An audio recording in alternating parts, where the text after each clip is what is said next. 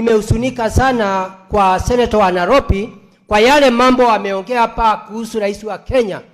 Nilikuwa kifikiria angeongea vile tunaweza kumsaidia, vile governor wa Nairobi, vile drainage itatengenezwa na vile kamati itahundwa, vile watu watalipwa wale ambaye vitu yao imeenda na maji, na vile familia nyingi watu wengine wameaga dunia, vile wataweza kusaidiwa na serikali, na vile gari zingine zimeenda na boma nyingi imekuwa imewachwa na janga la njaa na mambo mengine. Kwa ile mambo anakuja kuongea hapa ni mambo ya aina njia, ni mambo ya kuongea kwa sababu hayuko kwa broad base, ndio unaona anapinga serikali hii ya muungano. Kwa hivyo Bwana Speaker, nasema Senator wa Nairobi anafaa awe na akili timamu ndio aweze kuendelea njia ile inafaa, kwa sababu anafikiria mambo ya